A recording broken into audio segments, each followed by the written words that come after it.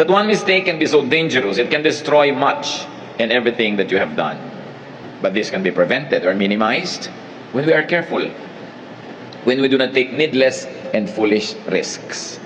Kumisan, ang ganda-ganda ng buhay ng mag-asawa, ang ganda ng samahan, tapos magkakaroon si lalaki o si babae ng isang maiksing affair, pagkatapos siya na isasabog, nasira na yung trust, nasira na yung relasyon. Kumisan, ang ganda-ganda ng negosyo, tapos isang mistake, isang maling deal, nalugi, bumagsak ang negosyo. Kaya dapat pinag-iingatan yung mga maliliit na mistake. Especially foolish risks. We all take risks.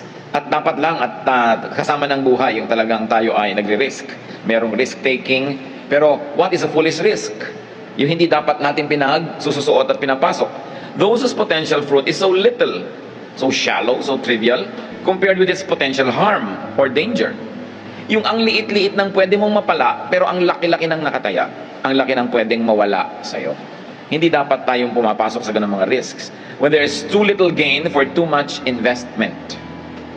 Yung napakalaki ng mawawala, tapos itataya mo, baka sakali, tapos nagkalugi-lugi ka. Those risks that endanger and threaten and minimize what's truly important. Halimbawa, mistakes that could destroy loving relationships. Tulad ng binanggit natin kanina. Yung masira yung pagmamahalan nyo, pagtitiwalaan ninyo, dahil lang sa isang konting saya o konting kaaliwan, it's not worth the risk. What else is a foolish mistake? Those mistakes that could destroy lifelong investments and savings.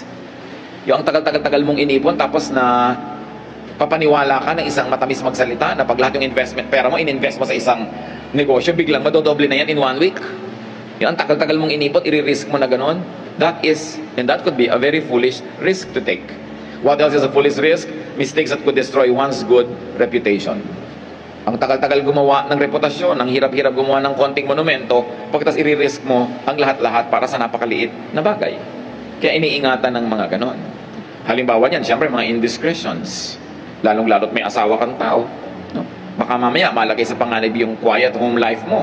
Dahil lang sa isang business deal na gusto mong gawin, dahil sa isang ligaya na gusto mong malasap, tapos akala mo makakalusot, hindi nakalusot, sumabog ang lahat, nawasak ang pamilya. Life endangering sports and adventures.